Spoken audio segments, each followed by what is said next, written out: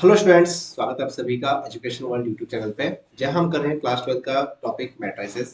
तो इसके दो पार्ट हमारे ऑलरेडी डन हो चुके थे, जिसके अंदर हमने काफ़ी सारी चीज़ें डिस्कस हो चुकी थी और हम यहाँ आपको बता दें कि हमने क्या क्या डिस्कस किया था। इंट्रोडक्शन हमारा हो चुका था, मैट्रिक्स के बारे में हमने जानकारी प्राप्त कर चुकी थी, कितने टाइप की मैट्रिक्स होती है, ठीक है। टाइप्स ऑफ मैट्रिसेस पे डिस्कशन हो चुका था।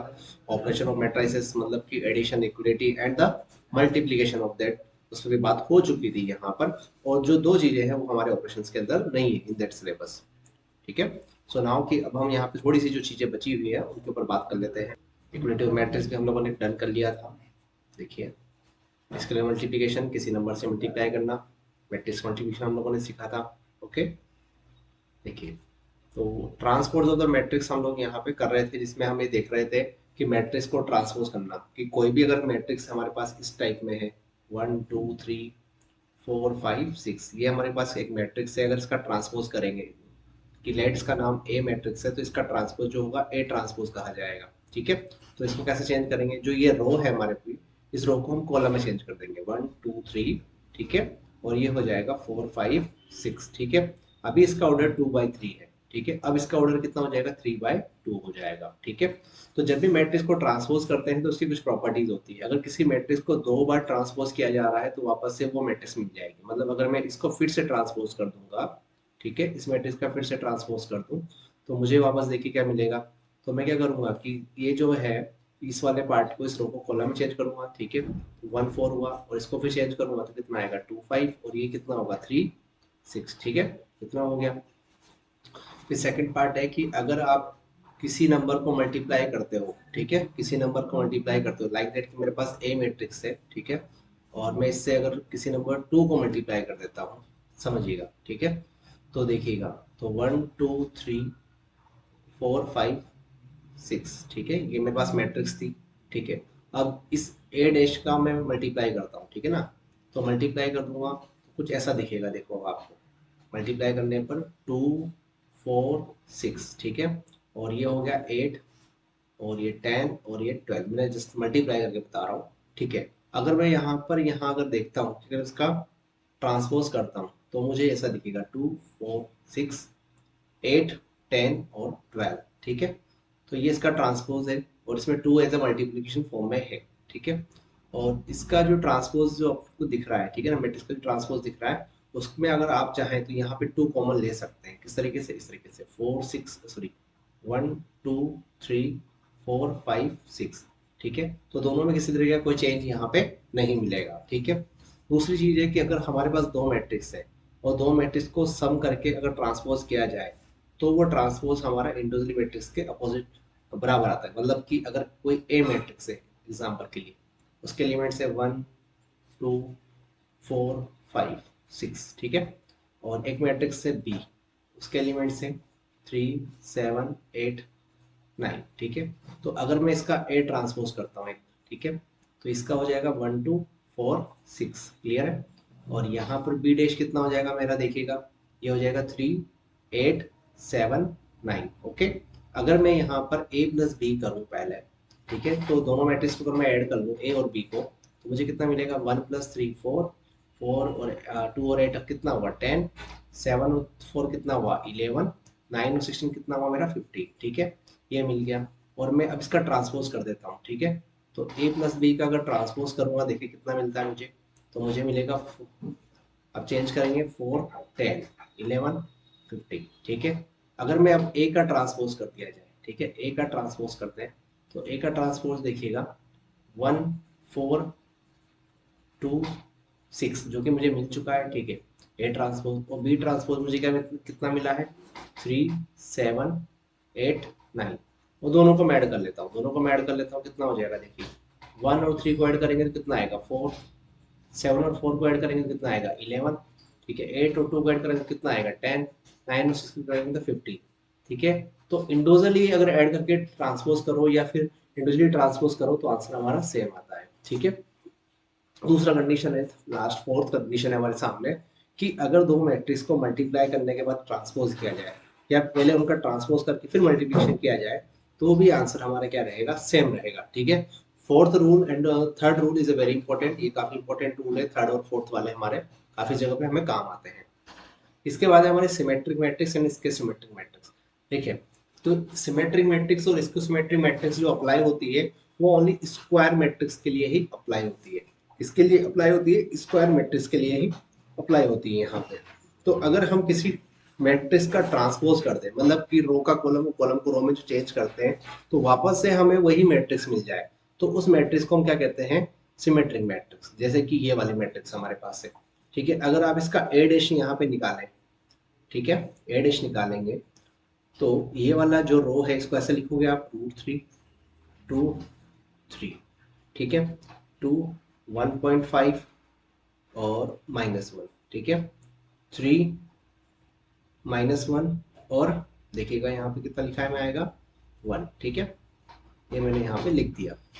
ओके, तो देखिएगा अब यहाँ पे ध्यान से अगर आप देख रहे होंगे कि दोनों मैट्रिक्स अगर आप यहाँ पे चेक करें तो दोनों मैट्रिक्स के अंदर आप एक चीज देखोगे यहाँ पे फाइनली कि जो एलिमेंट है, ठीक है ना, मैट्रिक्स में कोई परिवर्तन नहीं आया है, बस एलिमेंट को हमने इधर से उधर किया है और वो भी हमें दिखाई नहीं दे रहा है। तो अगर किसी मैट्रिक्स का ट्रांसपोज किया जाए, ठीक है, और ट्रांसपोज करने पर उसमें किसी तरीके का चेंज नहीं आ रहा है, ठीक है, तो उसको हम क्या, कौन सी मैट्रिक्स बोलेंगे, उसको हम सिमेट्रिक मैट्रिक्स बोलेंगे। क्या बोलेंगे, सिमेट्रिक मैट्रिक्स बोलेंगे। देखिए, अब यहाँ पे जो डायगोनल एलिमेंट होते हैं ना सिमेट्रिक मैट्रिक्स के अंदर, ठीक है, जो डायगोनल एलिमेंट हमारे पास होते हैं तो वो जो डायगोनल एलिमेंट है उनमें कोई परिवर्तन नहीं आता है, उसमें किसी भी तरह का कोई चेंज नहीं मिलता है वहाँ पे।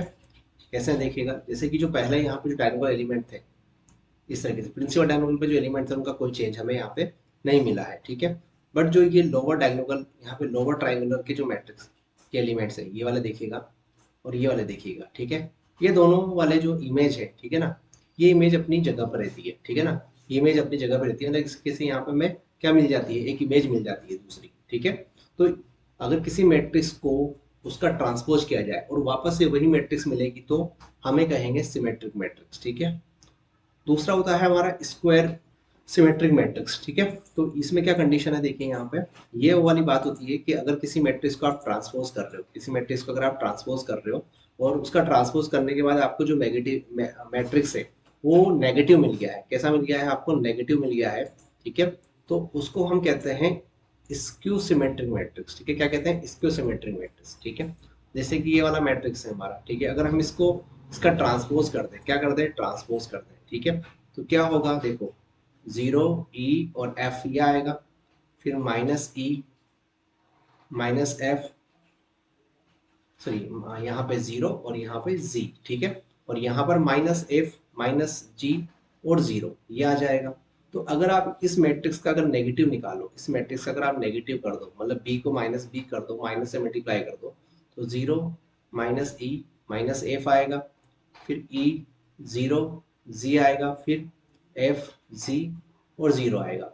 तो इन दोनों के अंदर किसी भी तरह का कोई भी डिफरेंस नहीं दिखेगा, ठीक है। तो सिंपली सिमेट्रिक मैट्रिक्स क्या हुआ कि मैट्रिक्स का ट्रांसपोज करें तो वापस वही मैट्रिक्स मिल जाए तो सिमेट्रिक, और मैट्रिक्स का ट्रांसपोज करें और नेगेटिव मैट्रिक्स मिल रही है तो हम लोग बोलेंगे उसको इसको सिमेट्रिक मैट्रिक्स, ठीक है बच्चों।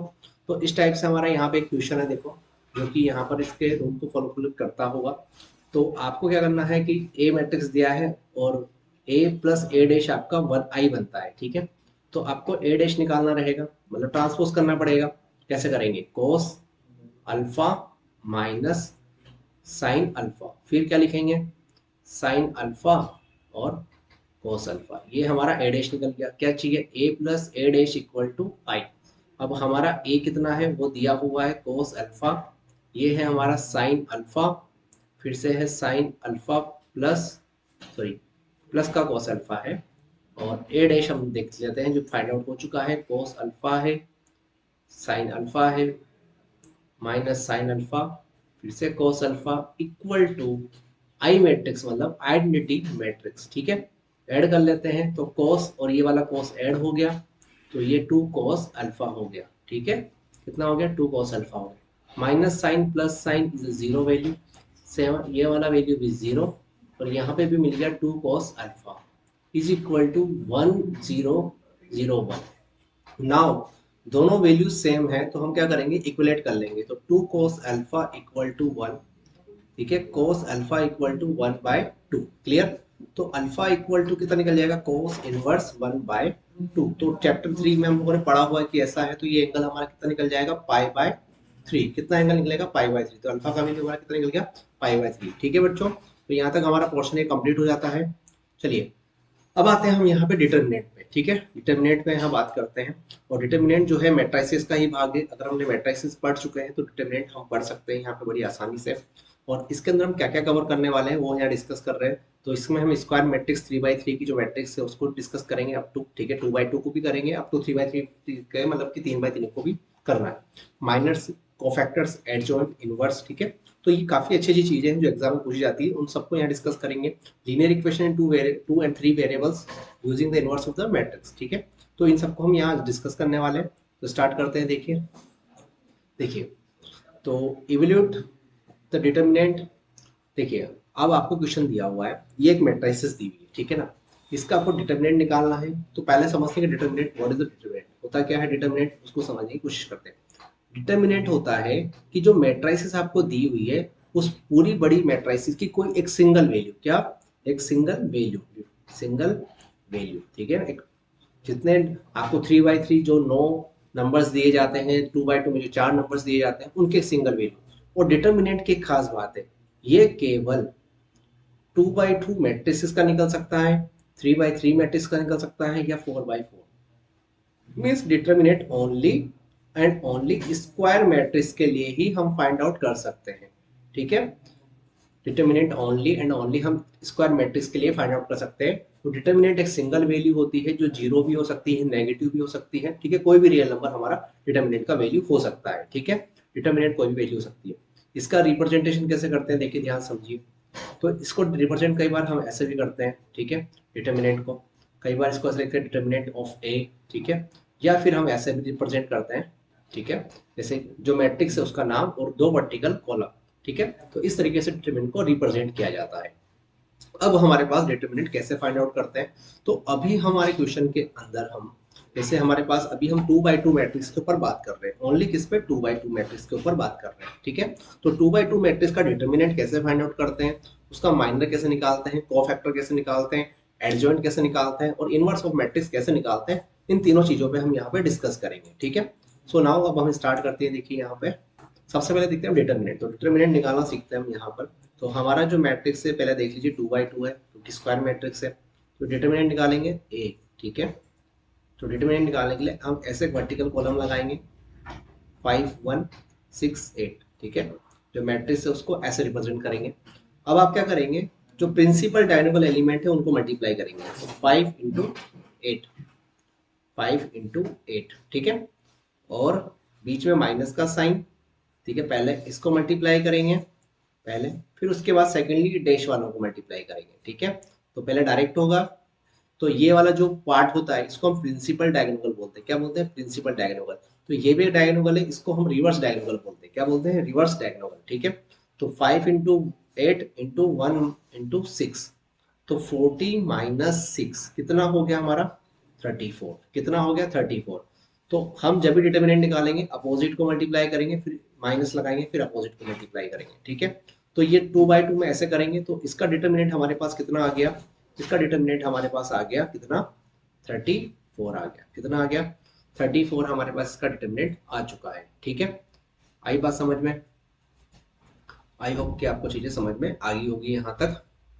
तो डिटर्मिनेंट हमने यहाँ पे निकालना सीख लिया है। अगर मान लीजिए यहाँ पे हमें 3/3 की मैट्रिक्स हो तो उसका एक अलग तरीका होता है डिटर्मिनेंट निकालने का। क्लियर है, 2/2 का हम लोगों ने यहाँ पे फाइंड आउट करना सीखा कि कैसे हम यहाँ पे फाइंड आउट कर सकते हैं। ठीक है, अब यहाँ पर हम माइनर निकालना सीखते हैं। देखिए हम क्या सीखते हैं, यहाँ पे माइनर निकालना सीखते हैं। तो हमें इस मैट्रिक्स का डिटर्मिनेंट हम लोगों ने फाइंड आउट कर लिया था, अब इसका माइनर फाइंड आउट करना है। तो 2/2 मैट्रिक्स का जो माइनर होता है, ठीक है ना, उसको फाइंड आउट करना काफी इजी है। देखिए कि 2/2 मैट्रिक्स में जो इसका माइनर है उसको फाइंड आउट कैसे करेंगे। तो यहाँ पर हमारे पास जो एलिमेंट्स है, ठीक है ना, जो एलिमेंट्स है इनकी पोजीशन होती है, जैसे कि ये A11 पोजीशन पे है, ये 12 पोजीशन पे है, ये 21 पोजीशन पे है, और ये A22 पोजीशन पे, ठीक है। तो हमारे माइनर 5 का जो माइनर होगा, देखिए सब पहले तरीके से बताता हूँ, माइनर ऑफ 5 या फिर A11, ठीक है, वो क्या होगा, वो इसका अपोजिट एलिमेंट होगा, डायगोनली अपोजिट एलिमेंट। तो कितना होगा, वो होगा 8, ठीक है। और वैसे ही माइनर ऑफ इसका किसका 6 का, तो उसका डायगोनली अपोजिट कितना है 1, 6 का डायगोनली अपोजिट कितना है 1, ठीक है। तो माइनर ऑफ माइनर ऑफ, अगर हमें 1 निकालना है तो वो कितना हो जाएगा 6, ठीक है। और माइनर ऑफ निकालना है हमको 8, तो कितना हो जाएगा 5। तो सिंपल सी बात है कि जब भी अगर हमें माइनर निकालना है, ठीक है, तो माइनर अगर हमें निकालना है तो ए मैट्रिक्स का माइनर अगर हमें निकालना है तो क्या करेंगे हम लोग, देखिएगा, ठीक है। तो इनको अपोजिट, डायगोनली अपोजिट एलिमेंट्स को इंटरचेंज कर देंगे। तो यहाँ पर 5 है तो उसकी जगह उसका डायगोनली अपोजिट कौन आ जाएगा, 8, ठीक है। ठीक है, अब यहाँ पर 8 की जगह कौन चला जाएगा, 5 चला जाएगा, ठीक है। अब यहाँ पे 6 की जगह 1, 1 की जगह 6 रिप्लेस हो गया, ठीक है। ये हमारा यहाँ पर हो गया, ठीक है, ये माइनर निकल गया। तो 2/2 का माइनर निकालना काफी आसान है। पहले हमें 2/2 की सारी चीजें डिस्कस करेंगे, फिर 3/3 की सारी चीजें यहाँ पे डिस्कस करेंगे। तो ये माइनर निकल गया। उसके बाद हमारा आता है कोफैक्टर। क्या आता है हमारा, कोफैक्टर। देखिए, तो कोफैक्टर निकालना भी थोड़ा इजी है, लेकिन अगर हमें माइनर निकालना आएगा तभी हम कोफैक्टर निकाल सकते हैं, ठीक है।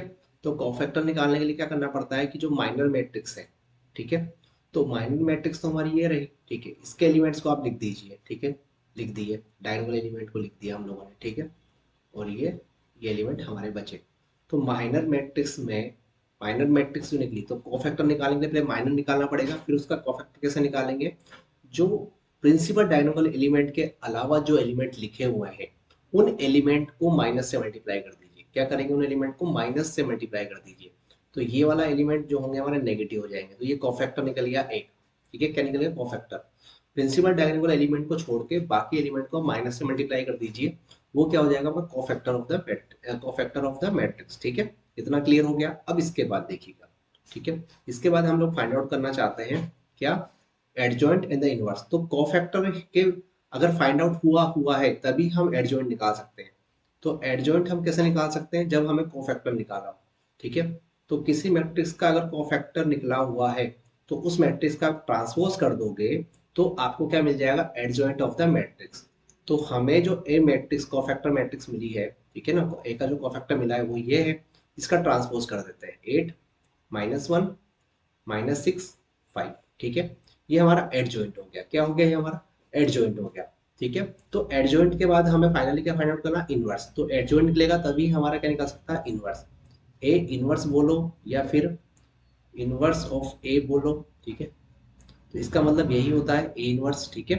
तो ये कैसे निकालते हैं, तो जो हमारे पास एडजॉइंट मैट्रिक्स आई है, ठीक है, जो हमारे पास एडजॉइंट मैट्रिक्स आई है उसको हम क्या करेंगे, उसको हम डिटर्मिनेंट से डिवाइड कर देंगे। किससे डिवाइड कर देंगे, डिटर्मिनेंट से, ठीक है। तो अब हमारे पास यहाँ पे डिटर्मिनेंट की वैल्यू पहले आई थी, ठीक है, आपको पता हो डिटर्मिनेंट की यहाँ पे वैल्यू आई थी 8 6 40 -6 कितना आया 34, ठीक है। और एडजॉइंट हमारे पास आ चुकी है। तो एडजॉइंट हमारे पास कितना है देखिएगा, तो एडजॉइंट है हमारे पास 5 6 1 8, ठीक है, और डिवाइड बाय 34, ठीक है। तो इसको ऐसा लिखेंगे, ठीक है, कैसे, डिवाइड बाय 34, 1/34, ओके। कुछ ऐसे ही ये लिखाई में आएगा यहाँ पर, क्लियर है। तो इसको अंदर मल्टीप्लाई कर देंगे और ऐसे ये यहाँ पे सोल्व हो जाएगा सिंपली। तो यहाँ पे हमने देखा कि 2/2 का कैसे हम फाइंड आउट कर सकते हैं। तो बिल्कुल आसानी से हम यहाँ पे इसको फाइंड आउट कर सकते हैं कोई बिना परेशानी के, क्लियर है। चलिए अब हम आगे बढ़ते हैं। अब हम यहाँ डिस्कस करते हैं कि जो 3/3 अगर कोई मैट्रिक्स हमें दी हुई हो, ठीक है ना, 3/3 कोई मैट्रिक्स हमें दी हुई हो तो उसका माइनर, कोफैक्टर और एडजॉइंट हम कैसे फाइंड आउट करें, ठीक है। तो पहले भी हम यहाँ बता रहे थे कि अगर कोई भी मैट्रिक्स है, ठीक है, तो उसमें अगर इनवर्स निकालना है, ठीक है, तो उसका अगर हमें इनवर्स निकालना है तो हमें सारी चीजें पहले से निकालनी पड़ेंगी। जैसे कि अगर हमें उस मैट्रिक्स का इनवर्स निकालना है, क्या निकालना है, इनवर्स। तो उस मैट्रिक्स का आपको पहले तो सबसे पहले माइनर निकालना पड़ेगा, ठीक है। माइनर के बाद उस मैट्रिक्स का आपको कोफैक्टर निकालना पड़ेगा, ठीक है। कोफैक्टर के बाद आपको उसका एडजॉइंट निकालना पड़ेगा, ठीक है। एडजॉइंट के साथ साथ आपको उसका डिटर्मिनेंट पता होना चाहिए, ठीक है। क्या पता होना चाहिए, डिटर्मिनेंट पता होना चाहिए। देन आफ्टर आप उसका इनवर्स निकाल पाओ, ठीक है, उसका फिर इनवर्स निकालेंगे, ठीक है, तभी उसका क्या फाइंड आउट हो सकता है, इनवर्स फाइंड आउट हो सकता है। तो क्या होता है इनवर्स का फॉर्मूला, कि एडजॉइंट ऑफ ए, ठीक है, matrix divide by determinant of the matrix, ठीक है। अब यहाँ पे बात समझने की बहुत प्यारी सी, देखो कि जो माइनर मैट्रिक्स है, ठीक है ना, तो 2/2 में तो ये केस था कि हम क्या करते थे, रो को कॉलम, ये वाला जो इनको इंटरचेंज कर देते। फिर कोफैक्टर में क्या करते थे, जो non reverse principal diagonal element है उनके साइन को चेंज कर देते थे। क्या करते थे, उनके साइन को चेंज कर देते थे, ठीक है। फिर एडजॉइंट निकालने के लिए जो कोफैक्टर मैट्रिक्स आती थी हमारे पास, जो कोफैक्टर मैट्रिक्स आती थी उसको हम क्या कर देते, ट्रांसपोज कर देते थे, जिससे हमें एडजॉइंट निकल जाता था। और एडजॉइंट निकलने के बाद इनवर्स निकालना हो तो एडजॉइंट मैट्रिक्स को हम क्या करते थे, डिटरमिनेंट से डिवाइड कर देते थे। ठीक है, तो 2/2 का तो एक खेल है देखो। अब 3/3 का जो खेल है वो थोड़ा अलग है यहाँ पे। ठीक है, 3/3 का जो खेल है थोड़ा अलग है। कैसे, देखिए 3/3 के अंदर डिटर्मिनेंट, माइनर, कोफैक्टर सब कुछ निकालना बहुत अलग चीज है। देखिए, तो सबसे पहले हम इसका डिटर्मिनेंट निकालना सीखते हैं। यहाँ पे कैसे निकालेंगे, तो सबसे पहले इसका डिटर्मिनेंट सीखेंगे। और मैंने पहले ही बता चुका हूँ कि डिटर्मिनेंट जो है वो 2/2 और 3/3 का ही हम लोग फाइंड आउट कर सकते हैं। ठीक है, तो कैसे फाइंड आउट करेंगे इसका डिटर्मिनेंट, तो देखिएगा अब आप, तो सबसे पहले आप क्या करेंगे यहाँ पे, तो इसका डिटर्मिनेंट आपको निकालना है। ठीक है, तो आप किसी भी एक रो या एक कॉलम के थ्रू यहाँ डिटर्मिनेंट निकाल सकते हैं। ठीक है, तो हम कैसे निकालेंगे देखिए, तो सबसे पहले आप यहाँ पे काम करिए, देखिए इसको पकड़िए। ठीक है, जैसे हम डिटर्मिनेंट ए का निकालना है तो इस रो के अकॉर्डिंग निकालते हैं। ठीक है, तो 1 एलिमेंट रखिए, एक वर्टिकल लगाइए। ठीक है, अब इसके अलोंग जो इस तरह इस डायरेक्शन में और डाउन की डायरेक्शन में सारे एलिमेंट को आप हाइड कर लीजिए, तो बाकी एलिमेंट को इस ब्लॉक में लिख लीजिए 4 3 3 4। ठीक है, लिख लिया। उसके बाद माइनस का साइन होगा, सेकंड एलिमेंट देखिए तो 3 आ रहा है, यहाँ पे 3 लिखेंगे। ठीक है, और 1 1 3 4। ठीक है, फिर लास्ट एलिमेंट अब प्लस आएगा। ठीक है, तो मिडल वाले में हमेशा माइनस आता है। क्लियर है, बात समझ में आ रही है। देखिए अब यहाँ पे इसके अकॉर्डिंग हाइड करेंगे तो कितना बचेंगे, 1 1 बचा और 4 और 3 यहाँ पर रहा। ठीक है, 1 इनको 4 4 जा 16, ये पहले इससे मल्टीप्लाई होगा, पहले प्रिंसिपल डायगोनल मल्टीप्लाई, एलिमेंट वाले मल्टीप्लाई होंगे। 16 3 3 जा 9। ठीक है, -3 4 -3। ठीक है, 3 -4, बाहर कितना था 3, तो 16 -9 7 -3 +3। ठीक है, -3 +3, बट यहाँ पर ये माइनस का 3 आएगा, तो 7 -6 कितना आ गया हमारे पास 1। तो डिटर्मिनेंट हमें इस तरीके से निकालना पड़ेगा यहाँ पर। तो इसका जो डिटर्मिनेंट आया है हमारा कितना आ गया है, ठीक है, ए का डिटर्मिनेंट कितना आ गया है 1 आ चुका है। ठीक है, तो डिटर्मिनेंट हमने निकाल लिया है। अब हम बात करते हैं यहाँ पर माइनर की। ठीक है, किसकी बात करते हैं यहाँ पे, माइनर की। तो यहाँ पर जो माइनर निकालना है वो बहुत बड़ी प्रॉब्लम है। यहाँ पे जो माइनर निकालना है वो थोड़ी प्रॉब्लम है, देखिएगा कि कैसे कैसे यहाँ पे माइनर निकालना बहुत बड़ी प्रॉब्लम है, उसको समझने की कोशिश करते हैं। तो डिटर्मिनेंट हम लोग निकाल चुके हैं, डिटर्मिनेंट हमारा 1 आ चुका है। तो चैलेंजिंग काम है यहाँ पे जो डिटर्मिनेंट निकालना है, वो चैलेंजिंग काम है। कैसे चैलेंजिंग काम है, क्योंकि हर एक जो एंट्री है या जो हर एक एलिमेंट है उसका डिटर्मिनेंट अलग अलग तरीके से हमें यहाँ निकालना पड़ेगा। ठीक है, तो कैसे उसको फाइंड आउट करेंगे समझिएगा। देखिए जैसे कि मान लीजिए हमें निकालना है माइनर ऑफ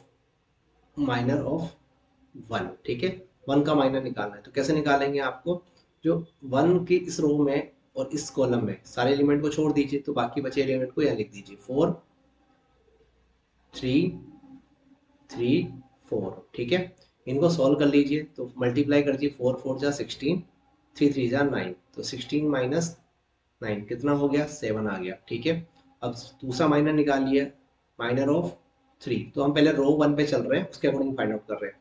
तो उसमें अगर देखेंगे तो 1 1 3 4। ठीक है, तो 4 -3 आंसर कितना हो गया 1।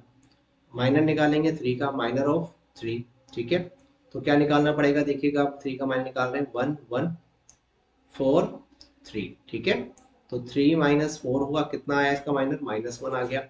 फिर आप देखिए रो 1 के माइनर निकल चुके हैं, इसके निकल चुके हैं, अब इसके एलिमेंट के निकालेंगे। ठीक है, तो अगेन माइनर ऑफ 1। ठीक है, इसका माइनर निकालेंगे इस पोजीशन का, तो इसके लिए निकालेंगे तो देखिए इसको भूल जाएंगे, इसको भूल जाएंगे, तो क्या लिखेंगे 3 3 3 4। ठीक है, क्या लिखेंगे 3 3 3 4, कितना हो गया 12 -9, कितना आ रहा है 3 आ रहा है। ठीक है, अब माइनर निकालेंगे हम सेकंड रो में जो हमारा A22 एलिमेंट है उसका। ठीक है, तो उसका माइनर निकालेंगे, तो इसमें इसको मिस कर दो, इसको 1 1 3 4, क्या क्या आएगा 1 1 3 4, कितना हुआ 4 -3 1। ठीक है, फिर आएगा माइनर ऑफ 3। ठीक है, माइनर ऑफ 3 देखिएगा, तो यहाँ पर अगर इसको देखें तो इसको भूल जाएंगे, तो 1 3 1 3 ये आ जाएगा 1 3 1 3, तो 3 -3 कितना हो गया हमारा 0।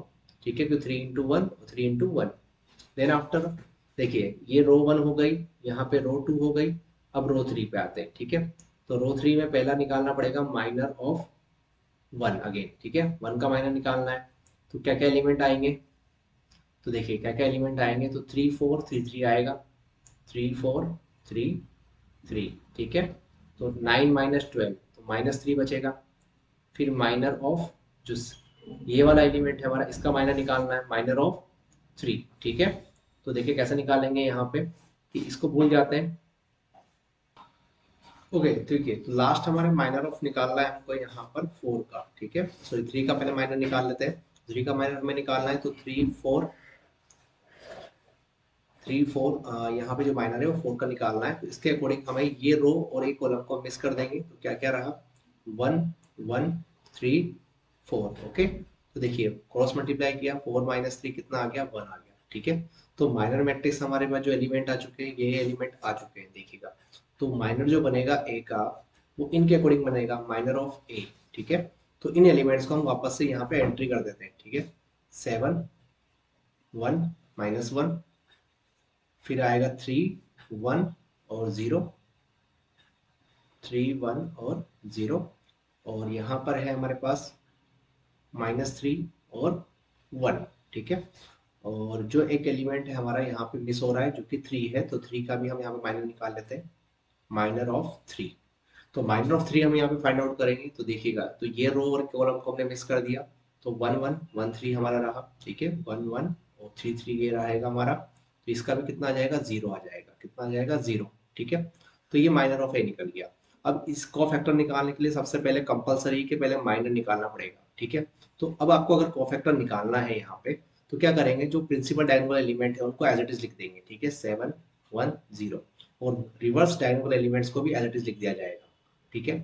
और जो बाकी बचे एलिमेंट्स हैं उनके साइन चेंज कर देंगे, मीन्स यहाँ 3 था तो -3 हो गया, 1 -1 हो गया, 0 0, ठीक है। इतना हमारा यहाँ पे रहा, क्लियर है। अब हमें इसका एडजॉइंट निकालना है, तो एडजॉइंट निकालने के लिए हम क्या करना पड़ता है, कोफैक्टर वाली मैट्रिक्स का हम लोग क्या कर देते हैं, ट्रांसपोज कर देते हैं, क्या कर देते हैं, ट्रांसपोज। तो अब हम ट्रांसपोज कर देंगे, देखिए यहाँ पे, तो कुछ इस प्रकार से मैट्रिक्स दिखेगी, 7 -1 -3 1 0 -3 0 0, ठीक है। और अब हमें निकालना है ए इनवर्स, तो ए इनवर्स निकालने के लिए adjoint of A matrix divide by magnitude, ठीक है, जो इसका डिटर्मिनेंट है उससे हम इसको डिवाइड कर देंगे, ठीक है। तो अब क्या करने वाले हैं यहाँ पे ध्यान से, 7 -3 -3 -1 0 0 -1 0 6, तो हमें डिटर्मिनेंट हमने स्टार्टिंग में निकाल लिया था 1, तो इसको 1 से डिवाइड करेंगे तो अगेन हमें यही मैट्रिक्स मिल जाएगी, तो यही हमारा ए इनवर्स निकल गया। तो यहाँ पे आज हमने सीखा किस तरीके से 2x2 मैट्रिक्स और 3x3 मैट्रिक्स में माइनर, कोफैक्टर, एडजॉइंट और इनवर्स निकाल सकते हैं। नेक्स्ट क्लासेस के अंदर हम इक्वेशन को सॉल्व करना सीखेंगे। Thank you so much.